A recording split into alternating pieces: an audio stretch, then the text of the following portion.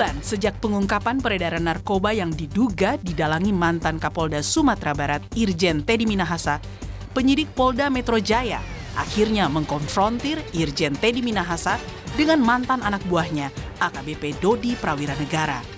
Teddy Minahasa itu kan dituduh memperdagangkan yang 5 kg. Ternyata yang disita dari rumah Anita dan di rumah Dodi itu hanya 3,3 kg. Terus 1,7 kg kemana? Nggak ada buktinya, nggak ada tersangkanya. Itu kalau kami menduga itu mengada-ada dan Pak TM melalui lawyernya membuat persepsi, menggiring opini publik untuk buang badan ke Pak Dodi, itu dugaan kami. Saat konfrontasi tadi, Pak Dodi juga menyampaikan bahwa dia siap membuka. Dia tidak goyang sama sekali, walaupun banyaknya intervensi sampai hari ini. Memang Pak TM ini adalah aktor intelektual. Kisah 5 kg sabu ini berawal dari penggerebekan di sebuah kos-kosan di Jakarta Barat. Di sana ada tersangka Hendra dan rekan wanitanya Siska, serta barang bukti sabu seberat 44 gram. Dari Hendra berkembang ke Ariel selaku pemilik sabu. Ariel pun mengaku bahwa sabu diperolehnya dari Ahmad Darmawan, salah satu anggota Satres Narkoba Polres Jakarta Barat. Dari pendalaman Ahmad, muncullah nama Kapolsek Kalibaru Tanjung Priok, Kompol Kasranto. Setelah dikembangkan, Kompol Kasranto mengaku mendapat sabu dari Linda. Linda inilah yang kerap dimintai Teddy Minahasa untuk mencari pembeli sabu seberat 5 kg yang sudah disisihkan dari barang bukti kasus narkoba di Polres Bukit Tinggi. Kepada petugas, Linda mengaku mendapat pasokan sabu dari Kapolres Bukit Tinggi AKBP Dodi Prawiranegara. Petugas bergerak dan menemukan 2 kg sabu di rumah dinas Dodi. Dodilah yang kemudian bersuara bahwa total 5 kg sabu diperjualbelikan atas perintah Kapolda Sumatera Barat Irjen Pol Teddy Minahasa. Irjen Teddy Minahasa pun resmi dipindahkan dari Mabes Polri ke Mapolda Metro Jaya pada 24 Oktober 2022. Untuk keterlibatan Bapak TM adalah kita mengambil keterangan daripada saudara D dan saudara L, bahwa yang mengendalikan, yang menyambungkan antara D dan L adalah beliau. Ya, jadi itu perannya.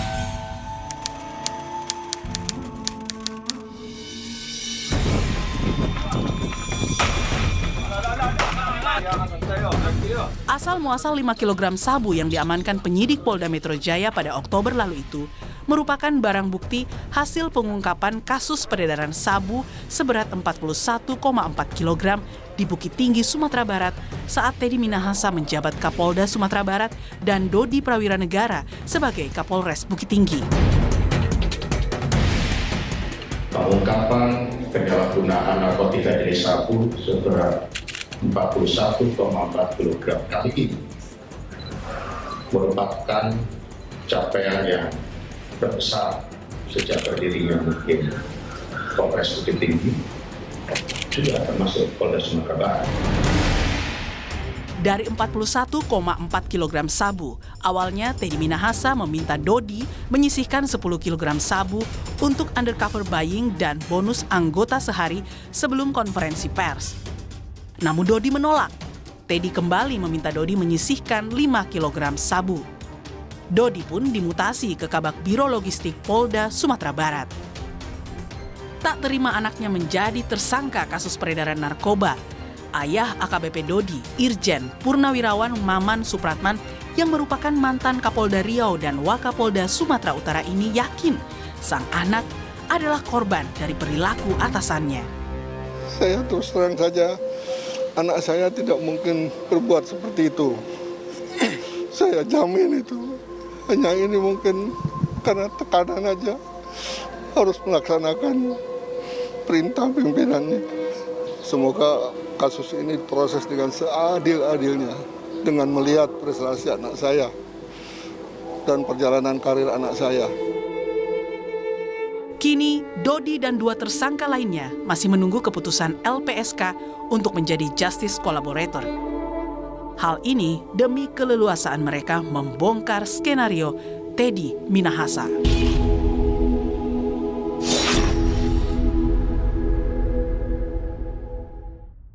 Saya sudah bersama ayah dari AKBP Dodi Prawira Negara. Ia adalah Irjen Polisi Purnawirawan Maman Supratman. Pak Maman, terima kasih sudah bersedia memenuhi undangan Talkshow Rosi. Saya tahu kondisi kesehatan Pak Maman waktu itu tidak terlalu cukup baik. Saya menghargai Pak Maman yang memenuhi undangan kami. Sudah lebih sehat Pak Maman? Alhamdulillah. Bapak sakit apa? Saya sakit jantung. Jadi itu yang membuat Bapak menunda dulu supaya lebih sehat dulu. Di antaranya itu karena Mbak Rosi mungkin tahu ya, kalau namanya penyakit jantung kan nggak boleh ada kekagetan yang luar biasa itu. Yang dikhawatirkan oleh keluarga juga gitu. Apakah peristiwa yang menimpa putra Bapak itu suatu kekagetan yang luar biasa buat keluarga? Sangat-sangat luar biasa bagi saya. Saya merasa terpukul sekali. Karena saya tahu persis, anak saya itu bagaimana saya tahu persis, hafal. Bahkan saya mengikuti jejaknya itu sejak lulus tahun 2001. Saya pantau terus. Dari mulai Letnan 1 sampai detik ini. Bapak mengatakan, waktu tadi yang sudah kita dengar juga pada waktu pertama kali Bapak menjenguk putra Bapak setelah ditahan di Polda Metro ya Pak ya? Ya. Itu pada tanggal 22 Oktober. Bapak katakan, saya kecolongan. Apa maksud Bapak dengan kecolongan? Kecolongan yang tadi saya katakan bahwa setiap ada permasalahan anak saya telepon saya. Kali ini dia tidak menelpon saya. Kalau seandainya dia menelepon saya, ada perintah seperti ini, saya yakin seyakin-yakinnya ini tidak akan terjadi. Jadi saya merasa kecolongan, kenapa dia sampai tidak lapor kepada saya?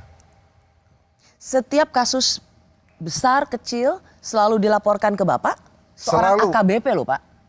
Selalu minta pendapat. Pak, ini ada masalah gini, aku gini. Oh ya, itu udah betul.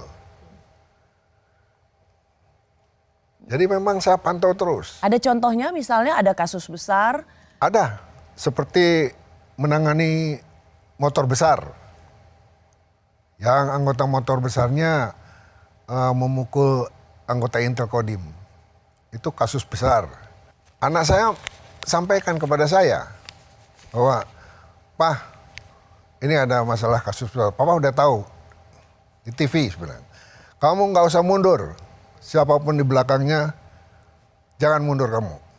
Siapa? Sampai-sampai dia waktu menyidik itu disodori uang 10 miliar. Pada peristiwa itu? Ya, jadi yang selama ini Bapak katakan anak saya itu pernah diiming-imingi 10 miliar. Ya. Itu dalam konteks motor besar? Ya, betul. Karena dia menahan 8 orang kalau salah. Dodi cerita pada Bapak? Cerita. Saya ditawari 10 miliar. Ya. Untuk supaya? Ya mungkin supaya selesai. Bapak bilang apa? Jangan, saya bilang. Saya bilang, kamu ngambil itu langsung pensiun. Enggak Pak, ini enggak katanya. Ketika Bapak pertama kali berusaha untuk menemui putra Bapak, 22 Oktober, sempat ketemu? Yang pertama tidak bisa. Ada upaya untuk menjumpai Dodi lagi? Yang kedua baru bisa ketemu. Apa waktu itu Pak? Percakapan antara ayah dan anak? Saya begitu ketemu dia, saya juga iba lihat dia. Begitu lihat ibunya, langsung dia sujud di kaki ibunya.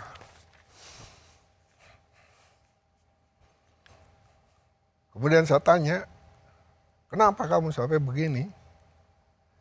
Dia jelaskan semua. Setelah dia jelaskan kepada saya mengambil kesimpulan. Dilihat dari kebatinannya dia, bahwa anak ini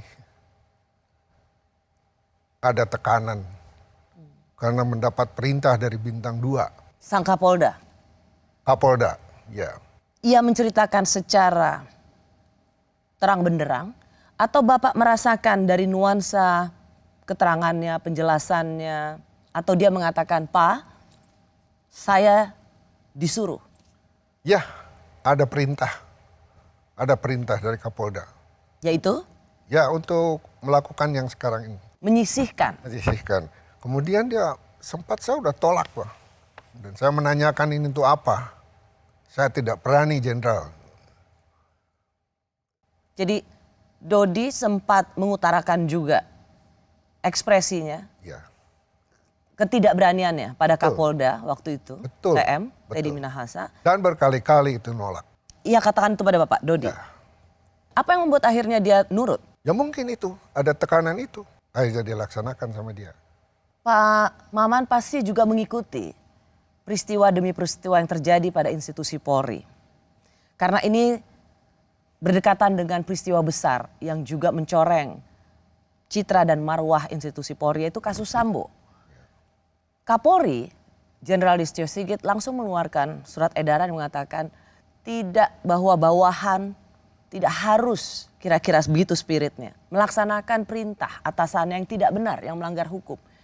Pada saat kejadian ini rilis narkoba bulan Juni, lalu kemudian ada bulan September, sungguhnya itu sudah dikeluarkan oleh Kapolri. Mengapa perintah Kapolri ini kalah dengan perintah Kapolda? Ini secara psikologi aja, Pak. Namanya bawahan yang langsung berhubungan dengan atasan, di mana di situ paling tertinggi di provinsi itu kan bintang 2. Kemudian anak saya itu bawahannya. Saya katakan, anak saya pernah nolak. Dan bukan sekali. Tapi mungkin karena tekanan terus akhirnya harus melaksanakan itu. Itu yang Bapak sesalkan. Andaikan ia menolak, mendapat tekanan, diceritakan pada ayahnya yang Ya. Irjen Polisi Purnawirawan, Ya. mantan Kapolda Riau, mantan Wakapolda Sumatera Utara. Pasti apa yang akan Bapak katakan? Biarin aja gitu, tolak aja. Saya akan bilang, jangan kamu laksanakan. Kalau perlu lawan. Saya akan berbicara begitu. Melawan bintang 2. Lawan, karena perintah itu membahayakan.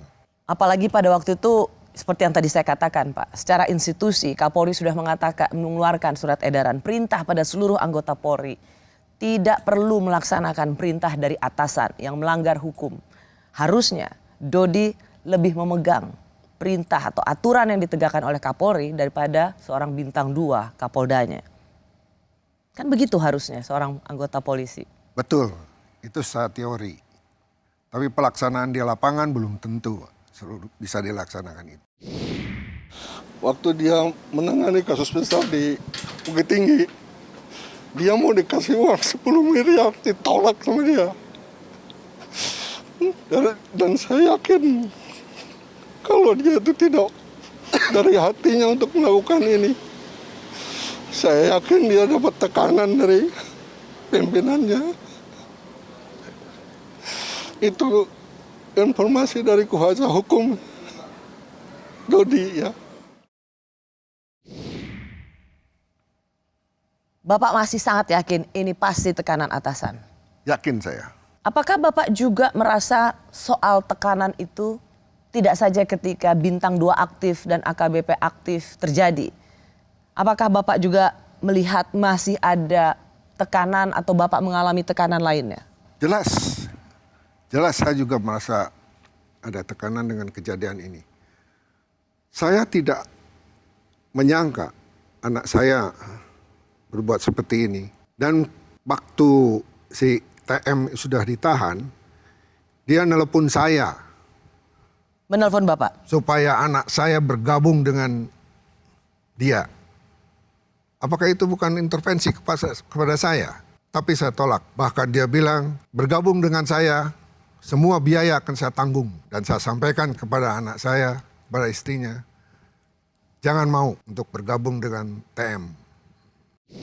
Kenapa Pak TM menelpon orang tua dari kepada klien saya, Irjen Pol Maman? Pak TM menelpon, saya sudah dapat info valid, saya sudah pastikan, saya sudah konfirmasi kepada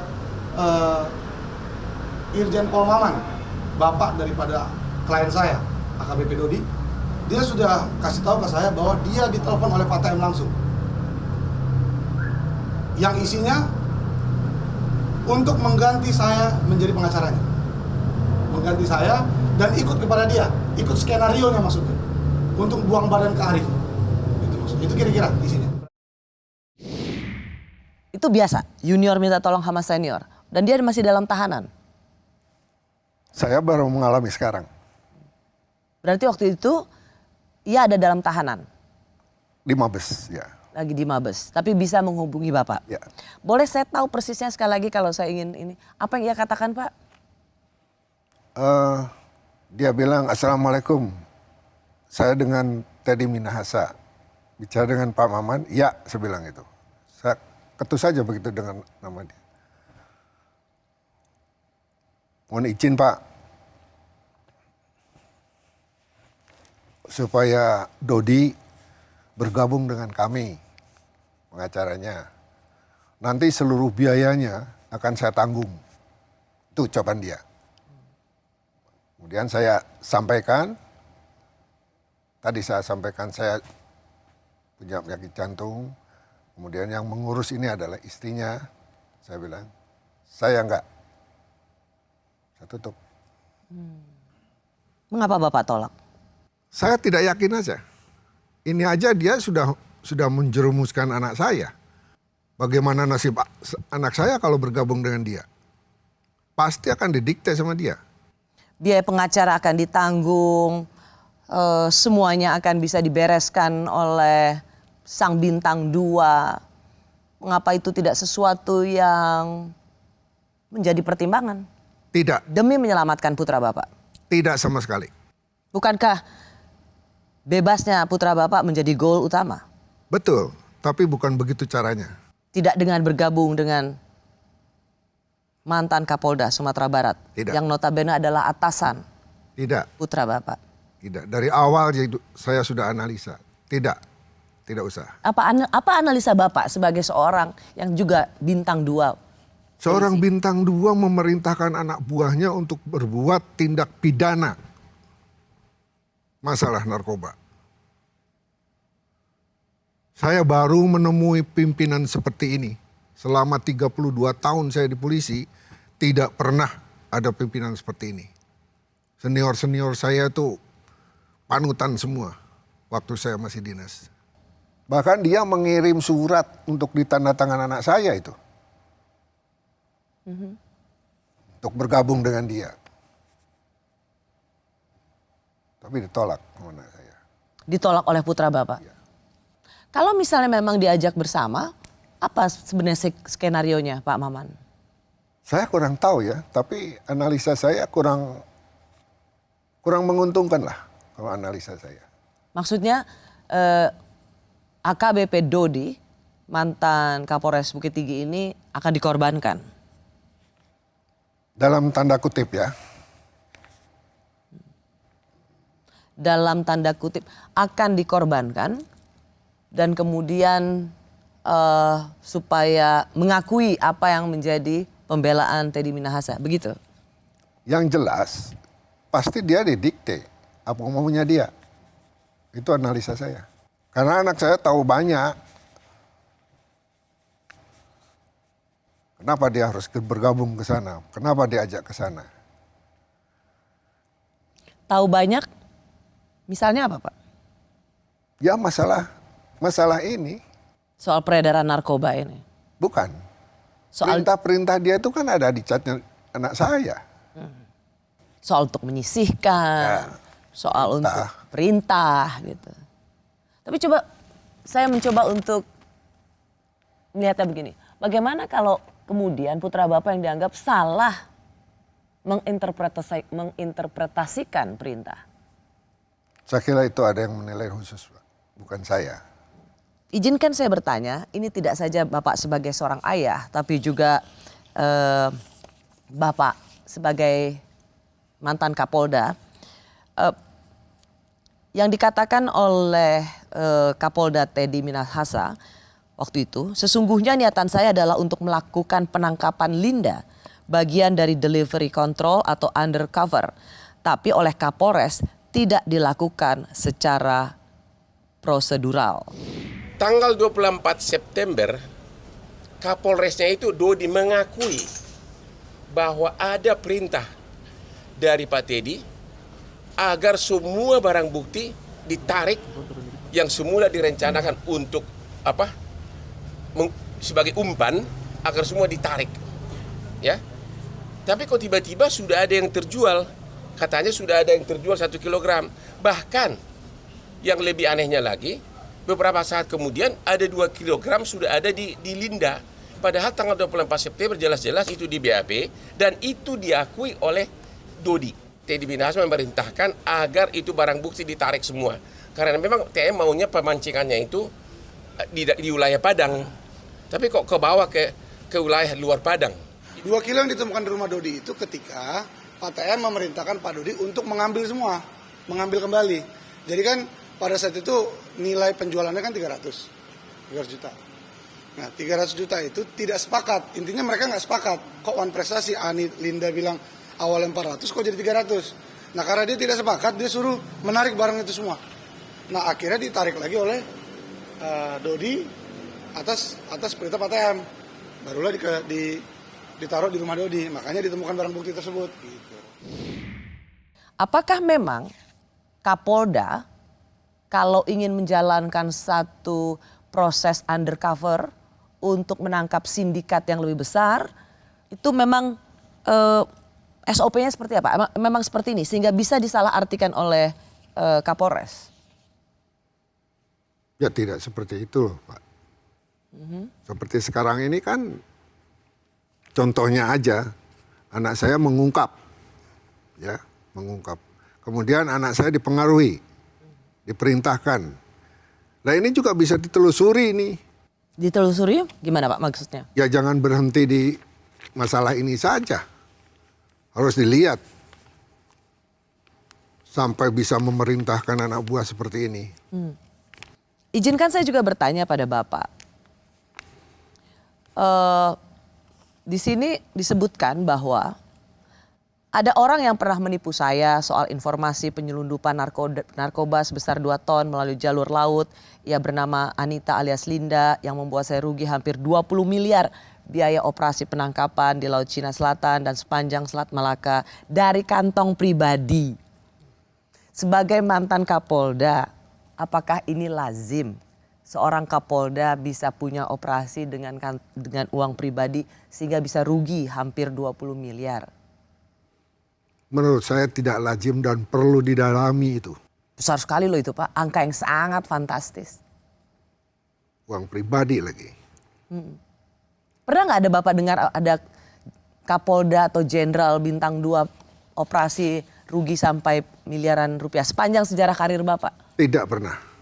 Dan tidak pernah mendengar bahwa untuk operasi kepolisian itu keluar dari uang pribadi. Gak pernah itu dalam sejarah karir dalam Bapak? Sejarah. Selama saya 32 tahun jadi polisi.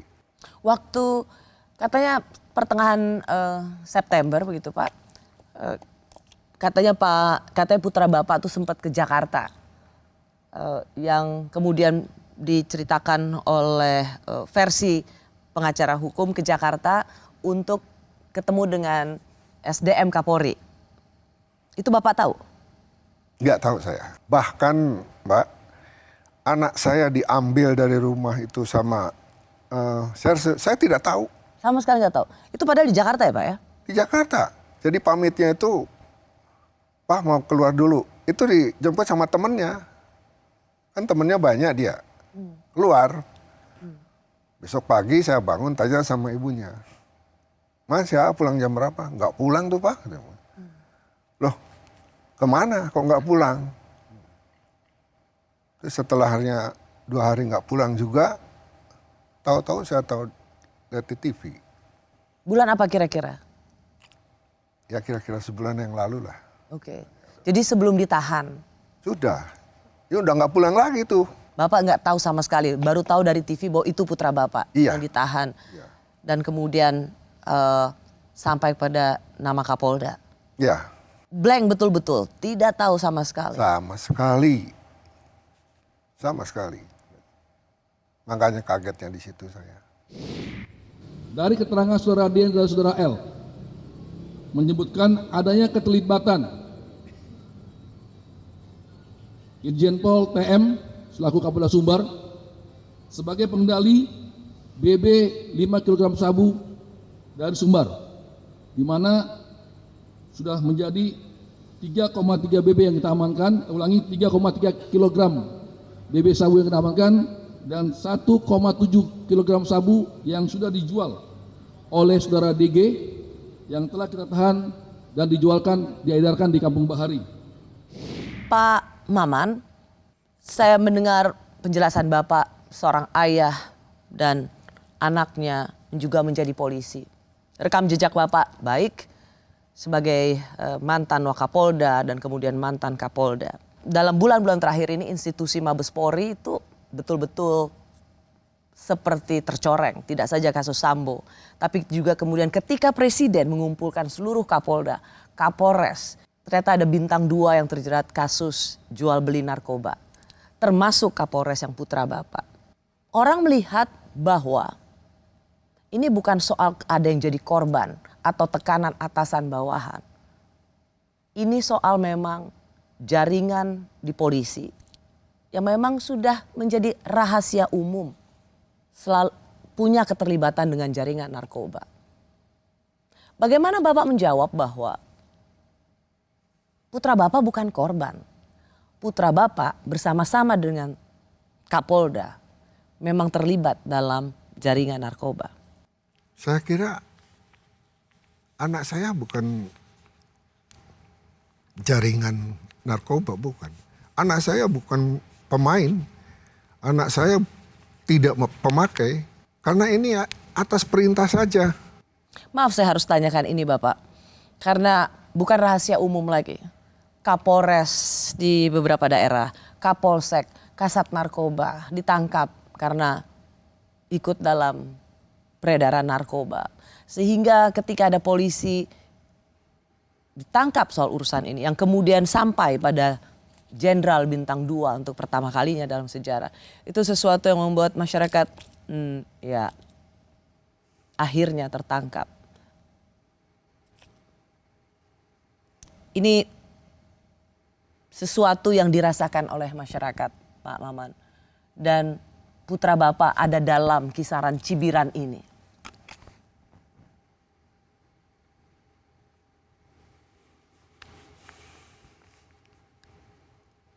Saya sulit untuk menjawab itu. Dari kurang lebih 40 kg yang ditimbangnya 39,5 ya. 5 kilo itulah yang jadi barang bukti. Masih utuh ada sebagai barang bukti disimpan oleh kejaksaan. 35 sudah dimusnahkan. Artinya apa? Barang bukti yang ditemukan di rumah Dodi, ditemukan di rumah Linda, dan yang katanya juga ada yang sudah beredar tidak ada kaitannya sama sekali dengan Teddy Minahasa. Diduga mereka memperjualbelikan barang lain yang tidak ada kaitannya sama sekali sama Teddy Minahasa. Komunikasi jelas ada. Sekali lagi saya bilang ya, komunikasi antara Pak TM dengan Dodi dan TM dengan Linda semua sudah saya baca dalam BAP. Gitu, itu semua chatnya lengkap. Tapi memang ada beberapa yang Pak TM hapus. Contohnya dia delete message dan segala macam ada. Tapi jelas saya ketika dihapus itu, nah untungnya klien saya Linda ini pintar. Jadi ketika delete message, sebelumnya Bu Linda itu sudah reply, ngerti kan? Kalau reply itu kan ada reply-nya kan? Nah, reply-nya isinya begini. Iki ono barang 5 kilo. Nah, ini ada barang 5 kilo. Wes golek no lawan. Nah, itu. Itu WA-nya Pak TM kepada Bu Linda. Jadi ketika Bu Linda nanya dia WA, saya butuh uang untuk ke Brunei. Itu kan awal-awal tuh. Nah, balasannya Pak TM gitu. Ini iki ono barang 5 kilo, wes golek no lawan. Nah, disuruh mencarikan lawan. Maksudnya kalau saya tanya ke Bu Linda, apa maksudnya? Ini disuruh saya cari buyer, posisi barang di Riau, kata dia begitu. Itu chat WhatsApp-nya. Sebagai seorang ayah dan sebagai seorang Jenderal Bintang 2, Bapak tetap melihat bahwa tidak mungkin ada bawahan berani menyisihkan barang bukti 5 kilo katanya hilang, 2 ada di Mapolres, 2 kilo ada di tersangka lainnya yang bernama Linda, itu tidak mungkin atas inisiatif sendiri. Pasti atas sepengetahuan atasannya. Yakin bahwa itu sepengetahuan bahkan perintah. Kalau seandainya itu inisiatif dari anak saya, dari mulai pengungkapan itu mungkin sudah dilaksanakan. Ini kan tidak. Ya, karena awalnya memang Kapolres Bukit Tinggi lah yang merilis ini ya Pak. Ya, yang mengungkap itu ya Polres Bukit Tinggi. Bapak ingin mengatakan bahwa andaikan putra Bapak punya niat untuk main atau menjual barang bukti itu, maka harusnya dari awal sudah dikurangin. Dari awal dan belum diketahui oleh siapa-siapa. Tapi ia melaporkan pada Kapolda. Melaporkan. Itu logikanya seperti itu aja, Mbak. Ada yang diceritakan oleh Dodi nggak ke Bapak soal ini? Sampai di situ belum. Pak Maman kan pernah menjabat sebagai Kapolda. Kalau misalnya sekian kilo, 4 kilo, 5 kilo sabu-sabu, itu selain untuk undercover, untuk menjerat sindikat yang lebih besar, juga disebutkan dipisahkan untuk barang bukti di pengadilan. Ini memang SOP-nya begitu? Ya tidak lah. Kalau untuk barang bukti ke pengadilan? Ya. Baik untuk undercover, mancing nih kan ceritanya, maupun disisihkan untuk bukti di pengadilan. Undercover itu tidak perlu kilo-kiloan. Cukup 1 atau 2 gram aja udah cukup kalau untuk undercover itu. Karena itu pasti bisa mancing. Iya. Jadi kalau dibilang perlu sekian kilo, 5 kilo itu atau sekian kilo itu untuk memancing sindikat lebih besar, omong kosong. Omong kosong. Ada 2 peristiwa besar seperti yang tadi saya katakan ya Pak. Soal Sambo dan soal jual beli atau peredaran barang bukti sabu yang luar biasa besar. Apalagi ini terkuak ketika Presiden tuh memanggil seluruh Kapolda, Kapolres. Pak. Menurut Bapak ini juga bisa bagian dari momentum bersih-bersih di institusi Polri nggak? Saya menanyakan ini sebagai seorang yang juga menjadi Pati Mabes Polri. Saya kira memang waktunya harus istilahnya introspeksi dan membersihkan diri agar khususnya tidak ada lagi seorang jenderal bisnis narkoba. Dan itu tadi Pak, bawahan yang jangan melulu mengikuti perintah atasan, padahal itu jelas-jelas melanggar hukum. Mudah-mudahan aja dengan kejadian ini para anggota itu mau berani menentang pimpinan yang salah. Mudah-mudahan. Meskipun tadi Bapak bilang di prakteknya di lapangan tuh susah sekali. Susah sekali. Dibicarakan sama pimpinan itu, mana ada bawahan berani begitu saja. Mungkin dengan kejadian ini, anggota mikir, daripada aku korban mungkin lebih baik melawan. Mudah-mudahan. Cuman Bapak tadi mengatakan susah di lapangan. Jadi mau seperti apa Kapolri bilang atau begitu banyak peristiwa besar yang terjadi, kita akan banyak melihat anggota itu ya nurut sama perintah komandannya, padahal dia tahu itu salah. Betul. Jadi di mana perbaikan buat institusi Polri? Contohnya 2 peristiwa ini kan, yang satu suruh nembak ya nembak, yang satu suruh nyisihkan narkoba nyisihkan. Kan tidak ada keberanian untuk melawan. Udah jelas contoh itu ada. 2 peristiwa besar. Iya, makanya dari contoh ini, mudah-mudahan ke depan ini, bawahan ini berani untuk menolak Melawan tanda kutipnya itu menolak perintah yang salah. Pada waktu zaman saya jadi polisi dulu, pimpinan itu selalu berbicara, tidak ada anak buah yang salah tuh pimpinannya. Itu selalu dikumandangkan senior-senior saya dulu. Sudah betul kan? Kalau anak buah salah tuh pimpinannya sebenarnya yang salah, nggak bisa ngarahkan dia kan. Ini malah diajak melakukan tindak pidana. Atau justru malah menyalahkan bawahannya. Setelahnya kepepet, cuci tangan, menyalahkan anggotanya. Apa ini seorang pemimpin? Apa ini seorang jenderal? Nggak fair itu. Seorang jenderal harusnya ikut bertanggung jawab atau mengambil alih tanggung jawab anak buahnya. Itu yang betul. Juga jangan justru berlindung di bawah atau menyalahkan AKBP atau berlindung di balik Barada. Menyalahkan anggota yang pangkatnya kecil untuk menyelamatkan bintang besarnya.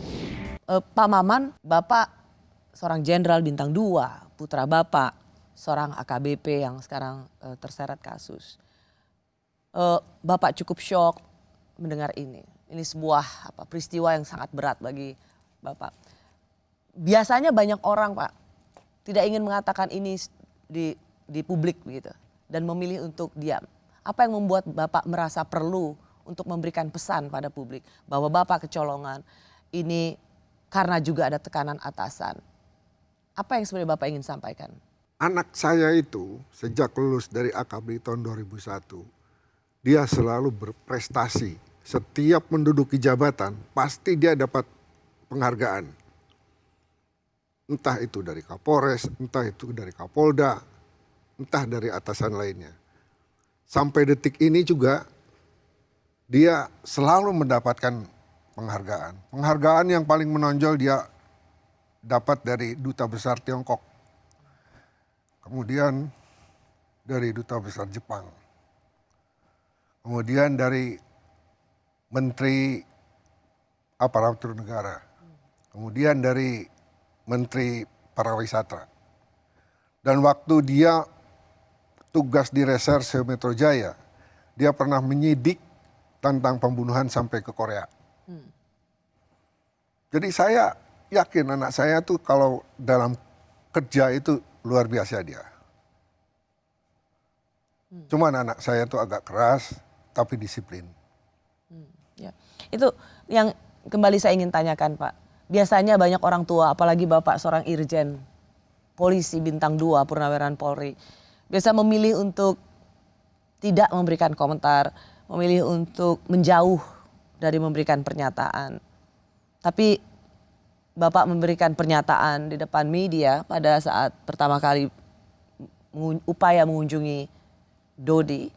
Dan kemudian Bapak secara lugas juga mengatakan ini ada soal tekanan, Bapak kecolongan. Apa yang ingin Bapak sampaikan? Apakah Bapak ingin mengatakan, hei bintang 2, anak saya meskipun hanya seorang AKBP, tidak akan takut melawan engkau di meja hijau? Kira-kira seperti itu. Pak Maman, Bapak punya 2 cucu dari Dodi. Keluarga polisi lah bisa dibilang ya Pak Maman ya. Kan pasti cucu Bapak bangga. Punya eyang jenderal polisi, punya ayah juga seorang polisi yang Bapak katakan wah membanggakan, prestasinya baik. Cucu taunya apa Pak?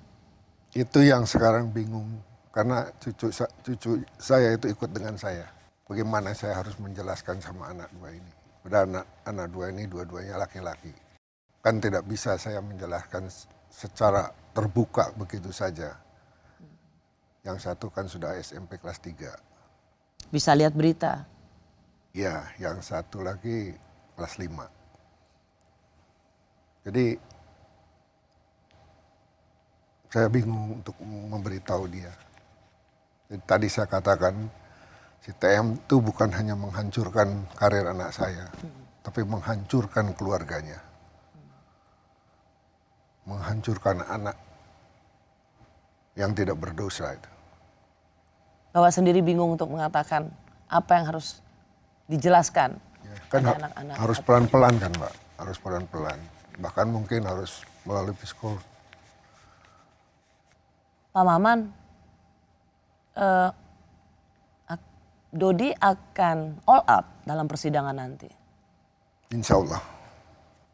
Kan Dodi ini juga minta untuk jadi atau ke LPSK sebagai justice collaborator. Sampai kita bicara saat ini itu belum ada. Gitu. Apa harapan Bapak memang diterima oleh LPSK? Harapan saya sangat sekali mengharapkan agar anak saya bisa jadi JC. Karena di samping anak saya bukan pelaku utama, anak saya mendapat tekanan juga. Dodi Prawira Negara ini juga terancam untuk PTDH. Pemberhentian tidak dengan hormat. Menurut Bapak ini fair? Atau biarkan ia menjalani hukumannya tapi tetap menjadi anggota Polri? Saya kira itu seluruhnya juga kami serahkan kepada yang berwenang. Jalan yang terbaik untuk anak saya. Saya tidak bisa mengatakan bahwa dia itu PTDH atau tidak. Karena ini sudah merupakan suatu kasus dan sudah ditangani. Kami tinggal menunggu keputusan saja. Tapi sebagai orang ayah misalnya Pak, masih tetap mendorong putra Bapak stay atau tetap jadi anggota polisi? Saya sebagai orang tuanya ya, karena terus terang saja itu adalah anak satu-satunya kebanggaan saya. Saya masih sangat mengharapkan dia masih jadi polisi. Masih sangat berharap ia menjadi polisi? Betul. Kenapa Pak? Ya, anak saya tuh sebenarnya karirnya bagus. Bukan hanya saya, kalau saya mengatakan seperti itu, bisa dicek saya kira. Mantan-mantan pimpinannya dari mulai pimpinannya Kapolres, Kapolda. Saya kira para pejabat bisa mengecek bagaimana tingkah laku anak saya. Bagaimana komitmen anak saya. Hanya itu aja harapan saya. Jadi dilihat dari track recordnya lah. Mudah-mudahan ini ada pengaruhnya. Harapan saya itu saja.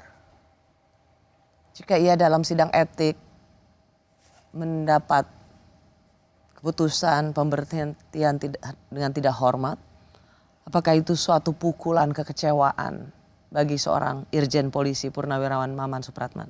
Saya kira itu keputusan dari pimpinannya ya. Dan mungkin sudah melalui pertimbangan yang matang. Bapak bisa terima? Insya Allah. Pak Maman, apa yang ingin Bapak katakan pada Teddy Minahasa? Saya kira nggak ada lah. Supaya bertobat aja lah. Itu saja? Baik. Pak Maman Supratman, Irjen Polisi Purnawirawan, terima kasih banyak. Saya tahu ini bukan sesuatu yang gampang untuk menceritakannya. Semoga Bapak dan keluarga bisa melalui ini. Dan sebenarnya publik banyak berharap dari dua peristiwa dan peristiwa-peristiwa lainnya. Reformasi, kultur di institusi ini bisa diperbaiki. Karena bagaimanapun juga kita tetap percaya masih banyak polisi yang baik. Dan negara ini, publik tetap membutuhkan institusi Polri yang memiliki marwah yang baik. Ya. Terima kasih Irjen Polisi Purnawirawan Maman Supratman. Sama-sama Mbak.